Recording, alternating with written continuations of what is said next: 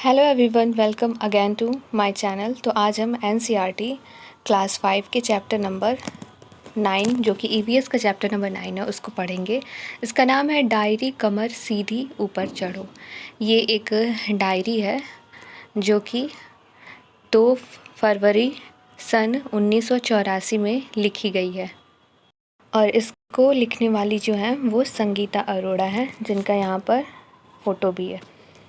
तो चलिए पढ़ते हैं इस चैप्टर को। ये चैप्टर बहुत ही इम्पॉर्टेंट है और बहुत लंबा ये चैप्टर है, 11 पेजेस का है और इसमें सब कुछ इनके प्रत्येक दिन के रूटीन के बारे में लिखा हुआ है। ये यहाँ पर एक केंद्रीय विद्यालय की अध्यापिका हैं, एक टीचर हैं और वहाँ से इन लोगों को कैंपिंग के लिए, पहाड़ पर चढ़ने के लिए, कैंप के लिए Uttarkashi Nehru institute of mountaineering Uttarkashi के द्वारा लेके गया है। यहाँ पे कुछ केंद्रीय विद्यालयों के टीचरों को, जिसमें से संगीता अरोड़ा ने एक डायरी में अपने अनुभव को शेयर किया है। तो चलिए पढ़ते हैं। पहाड़ पर चढ़ने का camp, Nehru institute of mountaineering Uttarkashi. पहाड़ पर चढ़ना सीखने के लिए हम सब इकट्ठे हुए थे, बड़ी उमंगों के साथ। कैंप में केंद्रीय विद्यालयों से आई करीब 20 टीचर थीं, जिनमें से एक मैं थी। 20 टीचर थे कैंप में, जिनमें से एक संगीता अरोड़ा भी थीं। बाकी महिलाएं बैंक और दूसरे संस्थानों से थीं। आज कैंप का दूसरा दिन था। सुबह जैसे ही बिस्तर से नीचे पैर रखे तो दर्द से मेरी चीख निकल गई। एक दिन में पहाड़ी सकरे ऊबड़ खाबड़ रास्तों पर 26 किलोमीटर चलना, वह भी कमर पर सामान से भरा पिट्ठू बैग लेकर। बाप रे, कल का वह दिन। मैं आंखों में आंसू लिए धीरे धीरे चलकर एडवेंचर कोर्स के डायरेक्टर ब्रिगेडियर ज्ञान सिंह के कमरे में जा पहुंची। मैं मन ही मन सोच रही थी कि मुझे उनसे क्या क्या कहना है जिससे ट्रैकिंग पर न जाना पड़े। तभी पीछे से उनकी भारी सी आवाज़ सुनाई पड़ी। मैडम, नाश्ते के समय आप यहाँ क्या कर रही हैं? हरी अप, वरना भूखे ही ट्रैकिंग पर जाना होगा। सर, मेरे आगे शब्द मुंह में ही रह गए। पैरों में छाले पड़े हैं, चल नहीं सकती, यही कहना चाहती हैं ना आप? जी सर, यह कोई नई बात नहीं है। जल्दी तैयार हो जाओ। मैं मुंह लटकाए जल्दी तैयार होने के लिए अभी मुड़ी ही थी कि फिर उनकी आवाज़ सुनाई दी। सुनिए मैडम, आप ग्रुप नंबर 7 की लीडर रहेंगी। किसी भी सदस्य को पहाड़ पर चढ़ने में परेशानी होने पर आपको उनकी मदद करनी होगी। पहाड़ों पर लीडर की क्या क्या जिम्मेदारियां होती हैं, यह सबको बताया जा चुका है। तो यहाँ पर वो अभी अपनी समस्या बताने जा रही थी, तब तक जो ब्रिगेडियर सर हैं उन्होंने इनको एक जिम्मेदारी सौंप दी और ग्रुप नंबर 7 का इन्हें लीडर बना दिया। अब देखिए यहाँ पर कुछ प्रश्न दिए हैं बच्चों से। तो इतना हम उनको पढ़ाने के बाद ये प्रश्न पूछ सकते हैं कि क्या तुमने कभी पहाड़ देखे हैं? पहाड़ों पर चढ़े हो? कब और कहाँ? तुम एक ही बार में पैदल कितनी दूर चले हो? कितना चल सकते हो? तो ये कुछ प्रश्न हैं जो इनकी स्टोरी को बताने के बाद हम बच्चों से पूछ सकते हैं। कल्पना करो, पहाड़ों पर चढ़ने के रास्ते कैसे कैसे होते होंगे, चित्र बनाओ। तो बच्चे अपने कल्पना से एक चित्र बनाएंगे। अब क्या है कि एक बड़ी जिम्मेदारी ग्रुप लीडर को जो बातें बताई गई थी, तो ग्रुप लीडर को क्या क्या बातें बताई गई थी? बाकी लोगों का सामान उठाने में मदद करना, पूरी ग्रुप के आगे बढ़ जाने पर ही आगे बढ़ना, जो चल ना पाए उसे हाथ पकड़कर चढ़ाना, रुकने के लिए जगह ढूंढना, साथी के बीमार पड़ने पर उसका ध्यान रखना, सबके खाने पीने का इंतज़ाम देखना। और सबसे बड़ी बात तो यह कि ग्रुप के सभी सदस्य से गलती हो जाने पर हंसते हुए सजा भुगतने को तैयार रहना, कि ग्रुप के किसी भी सदस्य से गलती हो जाने पर हंसते हुए सज़ा भुगतने के लिए तैयार रहना है। मैं समझ गई कि यहाँ का अनुशासन अपने आप में अलग ही है। मैं समझ नहीं पा रही थी कि यह सज़ा है या मज़ा है। ग्रुप नंबर 7 में असम, मणिपुर, मिज़ोरम, मेघालय और नागालैंड राज्यों की लड़कियों में मैं अकेली ही केंद्रीय विद्यालय की टीचर थी। इन सभी से मिलना मुझे अच्छा लगा। किसी भी लड़की को ठीक से हिंदी बोलनी नहीं आती थी। मुझे आज भी दुख है कि मैं मिज़ोरम की खोनदोनबी से एक बार भी बात नहीं कर पाई। उसे केवल मिज़ो भाषा ही आती थी, लेकिन फिर भी हमारे दिल एक दूसरे से जुड़े रहे। तो यहाँ पर खोनदोनबी नाम की एक महिला है, उनसे इनकी कोई बात नहीं हो पाई थी क्योंकि उनको हिंदी बोलनी नहीं आती थी बिल्कुल भी, और वो मिज़ो भाषा बोलती थी। लेकिन फिर भी ये लोग अपने दिल से इमोशनली ये लोग कनेक्ट रहें। उसके बाद कुछ प्रश्न हैं बच्चों से। बताओ, ग्रुप लीडर की जिम्मेदारियों के बारे में तुम क्या सोचते हो? अगर तुम्हें ऐसे कैंप में लीडर चुना जाए तो तुम्हें कैसा लगेगा? तुम्हारी कक्षा में मॉनिटर को क्या क्या जिम्मेदारियां होती हैं? क्या तुम मॉनिटर बनना पसंद करोगे? क्यों? तो बच्चों को यहाँ पर हम लीडरशिप के बारे में बता सकते हैं, एक लीडर की क्या क्या जिम्मेदारियां होती हैं। अगर आपको लीडर बनाया जाए किसी ग्रुप का या फिर क्लास का मॉनिटर बनाया जाए तो आप कैसे हैंडल करेंगे? तो इससे हम जानेंगे उनकी कल्पनाओं के बारे में। फिर दिया है कि जब नदी पार की, रोज़ की तरह सभी को नाश्ते में सुबह विटामिन सी और आयरन की गोलियों के साथ गरम गरम चॉकलेट वाला दूध मिला। तो ये इन्होंने लिखा है 5 फरवरी 1984 में, कि क्या होता है कि विटामिन सी की गोलियां सुबह मिलती हैं और गरम गरम चॉकलेट वाला दूध मिलता है। ठंड से बचाव और ज़्यादा सख्ती के लिए सुबह सभी का मेडिकल चेकअप होता है। पट्टियाँ बांधते और दर्द की मरहम मलते हुए हम रोज़ एक एक दिन गिनते।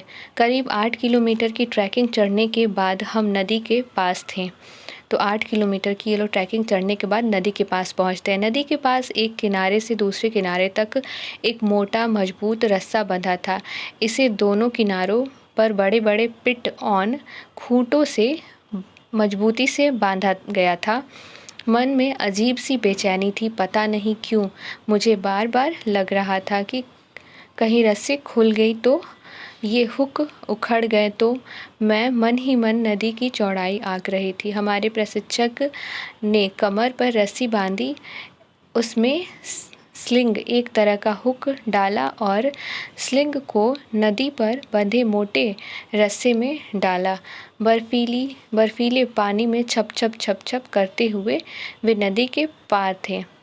तो यहाँ पर आप देखो कि कैसे ये दो पहाड़ियों के बीच में रस्सी बांधी गई है और इसमें कमर पर रस्सी बांध के और इसमें हुक लगाकर, जिसे स्लिंग कहते हैं, और एक जगह से दूसरी जगह पर जाना है। उस तेज बहाव वाली नदी में उतरने को कोई तैयार नहीं था। सभी एक दूसरे को पहले जाने को कह रहे थे। मैं भी लाइन में सबसे पीछे, सबकी नज़र से बचते हुए जा खड़ी हुई। तभी प्रशिक्षक हुक और रस्सी लेकर मेरे पास आ खड़े हुए। मैं आई हुई मुसीबत को समझ गई। बचाव का कोई रास्ता न था। मैं नदी में उतरने को तैयार तो हो गई, पर साहस नहीं जुटा पा रही थी। सर भी मेरे मन की हालत को समझ रहे थे। वे जोर से बोले, cheers, 3 cheers for Sangeeta madam. इसके साथ ही किसी ने हल्के से मुझे पानी में धकेल दिया। लगा पैर सुन्न हो गए। मैं कांपने लगी। किट किट किट किट मेरे दांत बज रहे थे। मैं रस्सा पकड़कर पैर जमाते हुए चल रही थी। किनारे पर तो पानी कम था, पर धीरे धीरे पानी मेरे गर्दन तक पहुंच गया। नदी के बीचों बीच ज़मीन पर मेरे पैर टिक नहीं रहे थे, फिसल रहे थे। डर, घबराहट और ठंड के मारे मेरे हाथ से रस्सा छूट गया। मैं ज़ोर ज़ोर से मदद के लिए चिल्लाने लगी। लगा अब तो बह जाऊंगी, पर नहीं, मैं तो हुक के सहारे रस्से से बंधी हुई पानी पर पड़ी थी। रस्सा पकड़ो की आवाज़ें मुझे सुनाई दी। फिर हिम्मत करके मैंने रस्सा पकड़कर आगे बढ़ना शुरू किया। धीरे धीरे हिम्मत बटोरती आखिरकार मैं किनारे पर पहुंच गई। नदी से बाहर निकलते ही मुझे एक खास खुशी का एहसास हुआ। खुशी एक जोखिम भरा काम कर पाने की। अब किनारे पर खड़ी मैं बाकी लोगों को चिल्ला चिल्लाकर रस्सा कसकर पकड़ने की सलाह दे रही थी। जोखिम से जूझने के बाद जो विश्वास और साहस मुझे मिला, यह उसी का परिणाम था। इतना करने के बाद उनके अंदर एक तरह से साहस आ गया था। पहले वो डर रही थी, लेकिन जब उन्होंने ये किया तो उनके अंदर साहस आ गया और वो आगे भी चीज़ों को करने के लिए तैयार भी हो गई। पता करो और लिखो, पहाड़ों पर चढ़ने के लिए किन किन चीज़ों की ज़रूरत पड़ती है। रस्सी और हुक का इस्तेमाल किसी और चीज़ में होते देखा है कहाँ। पहाड़ी नदी पार करने के लिए हम किन किन चीज़ों का इस्तेमाल कर सकते हैं। ऐसे कुछ प्रश्न हैं जो बच्चों से पूछे जा सकते हैं। उसके बाद दिया है रॉक क्लाइंबिंग, चट्टानों पर चढ़ना। 10 फरवरी सन 1984 को ये लिखा गया था। 15 किलोमीटर चढ़कर हमें टेकला गांव पहुंचना था। यह गांव लगभग 1600 मीटर की ऊंचाई पर था। खाने का डिब्बा, पानी की बोतल, रस्सी, hook, plastic sheet, diary, torch, तौलिया, साबुन, विंड चिटर, जैकेट, सीटी, ग्लूकोज, गुड़, चना और कुछ खाने पीने का सामान पिट्ठू बैग में लिए हम टेकला में खड़े थे। ये पिट्ठू बैग यानी कि जो ये लोग पीछे पीठ पर टांगते हैं, उसी को पिट्ठू बैग कहा गया है। सीढ़ीदार खेतों में मौसम के अनुसार फल और सब्जियां उगी थी। सामने की एक बड़ी बिल्कुल सपाट लगभग 90 मीटर ऊंची चट्टान के ऊपर कर्नल राम सिंह खूंटे गाड़कर रस्सों के साथ खड़े थे। हमें बताया गया था कि चट्टान पर पहले पैर और हाथ जमाने की मजबूत जगह पहचान ले। तो यहाँ पर पैर और हाथ जमाने की मजबूत जगह पहचानने के बाद ही इस पे चढ़ना है। आज मेरा मन पीछे हटने को नहीं था। मैं लाइन में सबसे आगे खड़ी थी। तभी हमारे प्रशिक्षक ने कमर पर रस्सी बांधी, स्लिंग डाला और नीचे लटकता मोटा रस्सा पकड़कर चट्टान पर चढ़ना शुरू किया। मुझे लगा वे उस चट्टान पर दौड़ रहे थे। मैंने भी स्लिंग डालकर चट्टान पर पैर बढ़ाया, लेकिन पैर बढ़ाते ही मैं फिसली और उस रस्से से झूलने लगी। 90 डिग्री का कोण बनाते हुए चलो, आवाज़ आई। तो वहाँ पर इनके जो सर है उन्होंने बोला कि 90 डिग्री का कोण बनाते हुए चलो। वहाँ से एक आवाज़ आई, नहीं तो ये फिसल जाएंगी बार बार और लटक जाएंगी। तो यहाँ पर ये 90 डिग्री का कोण बनाते हुए फिर चलेंगे लोग, तो ये आसानी से पहुँच जाएंगे लोग। मैं एक बार फिर बढ़ी। चट्टान को ज़मीन मानकर मैं उस पर सीधी चढ़ने लगी। अभी वापस उतरना बाकी था, जिसे पर्वतारोहण की भाषा में रैपलिंग कहते हैं। तो पर्वतों से वापस उतरने को क्या कहते हैं? रैपलिंग कहते हैं। इस भाषा में पर्वतारोहणों की भाषा में रैपलिंग कहते हैं। एक बार फिर मैं बेझिझक हो निडरता से चट्टान से नीचे उतरने को खड़ी थी। तो इतना करने के बाद उनके अंदर साहस आ गया था और वो किसी भी काम के लिए मना नहीं कर रही थी और सबसे पहले बाहर निकल कर के आ रही थी। अब बच्चों से यहाँ पे प्रश्न दिया गया है कि क्या तुम सभी कभी पेड़ पर चढ़े हो? कैसा लगा? पेड़ पर चढ़ते हुए तुम्हें डर लगा या नहीं? क्या कभी गिरे भी? क्या तुमने कभी किसी को छोटी दीवारों पर चढ़ते देखा है? दीवार पर चढ़ने और ऊंची चट्टान पर चढ़ने में तुम्हें क्या अंतर लगता है? तो ये कुछ प्रश्न है बच्चों से जो इस कहानी को बताने के बाद हम पूछ सकते हैं, इस डायरी को बताने के बाद। फिर यहाँ पर एक मज़ेदार घटना है जो कि 14 फरवरी 1984 में लिखी गई थी। शाम हो चली थी। खोन दोनबी को भूख लगी थी और हमारा खाने का सामान भी खत्म था। मेरे देखते ही देखते वह कटीली तारें पार करके एक बगीचे में घुस गई। वहाँ से वह 2 बड़े बड़े पहाड़ी खीरे तोड़ लाई। तो ये खोंदोनबी जो है वो जा कर के पहाड़ी खीरे तोड़ कर लाई। तभी पीछे से एक पहाड़ी महिला ने उसका बैग पकड़ लिया। अपनी भाषा में वह दोनबी से कुछ कह रही थी। उसकी पहाड़ी भाषा हमारी समझ से बाहर थी। खोंदोनबी बीच बीच में मिज़ो भाषा में कुछ जवाब दे रही थी। हमें समझ न आता। फिर मैं उन दोनों को हिंदी में कुछ समझाती, लेकिन किसी को भी किसी की बात समझ नहीं रही थी। आखिर हाव भाव से मैंने उस महिला को समझाया और गलती मानी। इतनी देर में सारा ग्रुप बहुत आगे निकल चुका था। अंधेरा हो चुका था और मुझे लगा हम गलत रास्ते पर बढ़ रहे थे। हम बहुत घबरा गए। टॉर्च से भी कुछ नज़र नहीं आ रहा था। हमने घबराकर हाथ पकड़ लिए। ठंड में भी मेरे पसीने छूट रहे थे। मैंने ज़ोर से आवाज़ लगाई, कहाँ हो तुम सब? पहाड़ों पर मेरी आवाज़ गूंजने लगी। हमने ज़ोर ज़ोर से सीटियाँ बजानी शुरू की और टॉर्च से रोशनी की।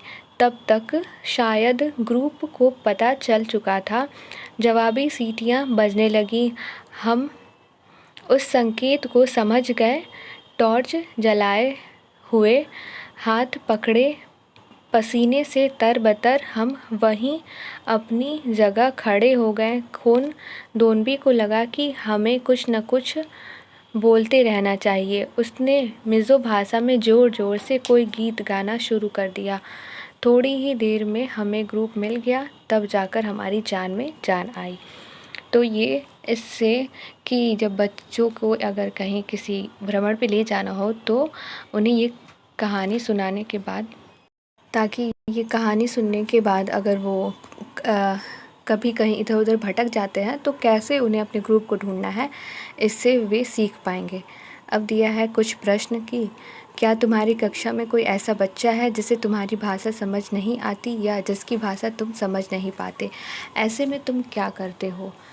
खोनदोनबी ने ऐसी स्थिति में ज़ोर ज़ोर से गीत क्यों गाया होगा? क्या डर से उभरने के लिए तुमने किसी और को कुछ खास करते हुए देखा है? क्या और कब? तो ऐसे कुछ प्रश्न हैं जो बच्चों से हम पूछ सकते हैं, फिर करके देखो। तो बिना बात किए अपने दोस्त से किताब या कुछ चीज़ें मांगो।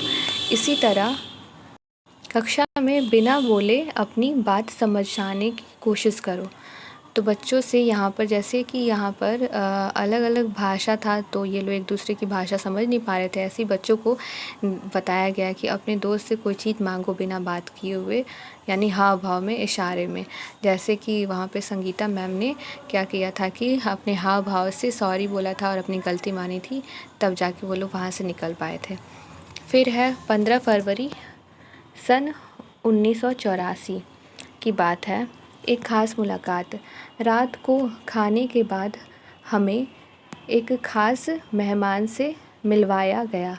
वे थी बछेंद्री पाल। उन्हें माउंट एवरेस्ट पर चढ़ाई के लिए चुना गया था।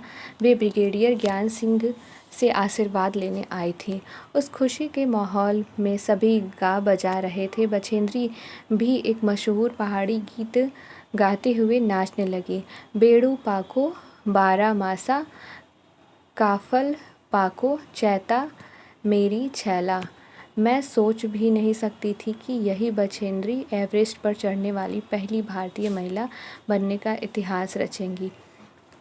अब यहाँ पर कैंप के बारे में दिया है। 18 फरवरी सन 1984 को हम अब लगभग 2134 मीटर ऊंचाई पर खड़े थे। हमें रात को यहीं रुकना था। हम अपना अपना टेंट लगाने की कोशिश में लगे थे। टेंट लगाने के लिए और बिछाने के लिए हमारे पास प्लास्टिक की 2 शीट थी जिसमें हवा रुकी रहती है और ठंड नहीं आती। हमने खूंटे गाड़े और टेंट बांधने शुरू किए, पर यह क्या, एक तरफ से बांधते तो दूसरी तरफ से उड़ जाता। बड़ी मुश्किल से टेंट लगने लगे। फिर हमने टेंट के चारों तरफ नाली खोदी। अब हम सभी भूख से बेहाल थे। हमने पत्थरों से चूल्हा बनाया, लकड़ियाँ इकट्ठी करके चूल्हा जलाया और खाना पकाया। खाना खाकर छिलके और कूड़ा एक पैकेट में इकट्ठा किया और जगह साफ़ की। सोने के लिए हम स्लीपिंग बैग में घुस गए। हमारे स्लीपिंग बैग तो तहों में पंख भरे हुए थे जिसमें गर्मी रहती है। मैं सोच रही थी कि क्या इसमें मैं सो पाऊँगी, लेकिन हम इतने थके हुए थे कि स्लीपिंग बैग में घुसते ही नींद आ गई। अब देखिए आप, ये होता है, ऐसे स्लीपिंग बैग होता है। फिर यहाँ पर शिक्षकों के लिए संकेत दिया है कि बच्चों को प्रोत्साहित किया जा सकता है कि वे कक्षा के अन्य बच्चों के घरों पर बोली जाने वाली भाषाओं को जानें और सीखें। इससे अन्य भाषाओं के लिए उनका सम्मान बढ़ेगा। फिर यहाँ दिया है, सुबह जागे तो बर्फ़ गिर रही थी, सफ़ेद सफ़ेद रुई के कतरों की तरह थी बर्फ़। वाह, देखते ही मज़ा आ गया। पेड़ पौधे, घास, पहाड़ सभी कुछ सफ़ेद दिख रहे थे।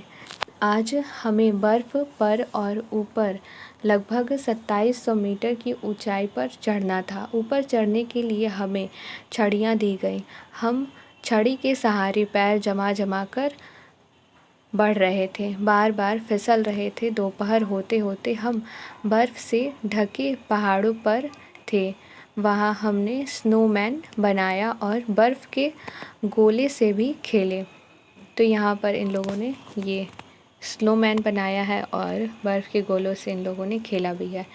फिर कैंप का आखिरी दिन 21 फरवरी सन 1984।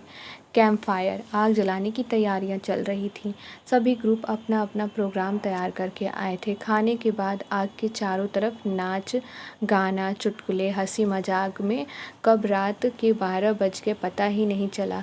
तभी ब्रिगेडियर ज्ञान सिंह उठे और उन्होंने मुझे बुलाया। मैंने सोचा कि आज आखिरी दिन भी कोई गड़बड़ हो गई है, पर उन्होंने जब बेस्ट परफॉर्मेंस अवार्ड के लिए मेरे नाम की घोषणा की, मैं अवाक उन्हें देखती रह गई। ब्रिगेडियर साहब का आशीर्वाद भरा हाथ मेरे सिर पर था और मेरी आंखों से खुशी के आंसू टपक रहे थे। तो ऐसा था कुछ इनका कैंपिंग का जो टाइम था। कब से शुरू हुआ था?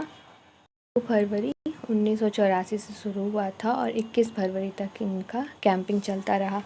अब है कुछ बच्चों से प्रश्न करने के लिए कि चर्चा करो। चर्चा करने के लिए है कि पहाड़ पर टेंट के चारों तरफ नाली क्यों खोदी गई होगी पर्वतारोहण की तरह, और कौन कौन से काम हैं जिन्हें एडवेंचर कहा जाता है, क्यों। शिक्षकों के लिए संकेत है कि डायरी के ये पन्ने संगीता अरोड़ा के खुद के अपने अनुभव हैं। वे केंद्रीय विद्यालय शालीमार बाग दिल्ली में पढ़ाती हैं और इस पुस्तक की निर्माण समिति की सदस्य हैं। फिर है, कल्पना करो और लिखो। तुम पहाड़ पर हो, तुम्हें वहाँ कैसा लग रहा है, क्या क्या दिख रहा है और क्या क्या करने का मन कर रहा है। तो बच्चों को ये कल्पना करना है कि अगर वे इस समय पहाड़ पे होंगे तो उन्हें कैसा लगेगा, क्या क्या उन्हें दिखेगा और क्या क्या करने का मन करेगा। अब है कि खेल खेल में, पहाड़ी इलाके में रहने वाली 12 वर्ष की एक पहाड़ी लड़की स्कूल से पिकनिक के लिए गई। वहाँ अपनी सहेली के साथ वह खेल ही खेल में लगभग 4000 मीटर ऊंची पहाड़ी की चोटी पर चढ़ गई। वह चढ़ तो गई लेकिन अंधेरा हो जाने के कारण वापस उतर नहीं पाई। वहाँ था केवल घुप अंधेरा, ठंड और डर। पास में कुछ नहीं और बितानी थी पूरी रात। हाँ, यह है गढ़वाल के नाकुरी गांव की रहने वाली बछेंद्री पाल के बचपन की एक घटना। तो यहाँ पर वो खेल खेल में ही 4000 मीटर चढ़ गई थी। तो फिर क्या हुआ कि बड़े होकर नेहरू इंस्टीट्यूट ऑफ माउंटेनियरिंग से उन्होंने पहाड़ पर चढ़ने की ट्रेनिंग ली और उन्हें गाइड करने वाले थे ब्रिगेडियर ज्ञान सिंह। वे महिलाओं को पहाड़ों पर चढ़ने की ट्रेनिंग देने लगे और 1984 में बछेंद्री पाल को माउंट एवरेस्ट पर चढ़ने के लिए चुना गया। पहले ट्रेनिंग होती है, फिर उसके बाद से चुना जाता है माउंट एवरेस्ट पर चढ़ने के लिए। एक धमाका। 18 लोगों की उस टीम में 7 महिलाएं थीं। चढ़ाई के दौरान 15 मई की रात को टीम जब लगभग 7300 मीटर की ऊंचाई पर पहुंची तो बेहद थकी हुई थी। सब लोग तंबू गाड़कर सो गए। करीब 12:30 बजे रात को धड़-धड़ की आवाज़ के साथ हुआ एक जोरदार धमाका, जिससे इससे पहले कि वे उठ पाते टेंट उड़ गया और कोई भारी चीज़ उनसे जोर से टकराई। बछेंद्री तो मानो बर्फ़ की चादर में ही लिपट गई। पूरी टीम के लोगों को बहुत चोटें आई। टीम के लोगों ने कुल्हाड़ी से खोद कर उन पर से बर्फ़ हटाई और उन्हें बाहर निकाला। तो जो लोग थे वो बर्फ़ के नीचे दब गए थे, उनका सिर जख्मी था। यह एक भयंकर बर्फ़ का तूफ़ान था। टीम के लोग और लोग नीचे बेस कैंप में लौट गए, लेकिन बछेंद्री जैसे जैसे ऊपर की तरफ बढ़ी, बछेंद्री ने 23 मई 1984 को दिन में 1:07 पर 8,900 मीटर ऊंची चोटी माउंट एवरेस्ट, नेपाली नाम सागर मथा पर कदम रखा। उनके साथ उनकी टीम का एक साथी भी था। चोटी पर 2 लोगों के खड़े होने की जगह ही नहीं थी। पैर फिसलते ही हजारों फुट नीचे गिरकर रुकते। उन्होंने बर्फ़ खोदकर अपनी कुल्हाड़ी को हुक की तरह गाड़ा और रस्से से अपने आप को उस हुक में बांधा। तब वे लोग वहाँ खड़े हो पाए। वे ठंड से काँप रही थी पर खुशी से झूम भी रही थी। उन्होंने वहाँ माथा टेका, तिरंगा गाड़ा और कई फ़ोटो भी खींचे। करीब 43 मिनट तक दुनिया की सबसे ऊंची चोटी पर रहीं। इसके साथ ही बछेंद्री पाल भारत की पहली और संसार की 5वीं ऐसी महिला बन गई जिन्होंने एवरेस्ट पर कदम रखा।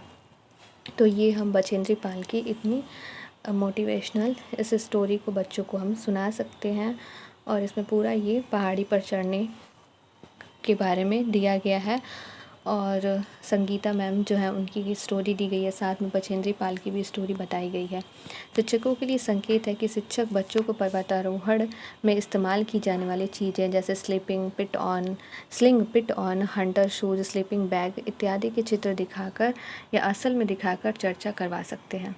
फिर आप ये देखिए कि यहाँ पर इन लोगों की ये फ़ोटो है।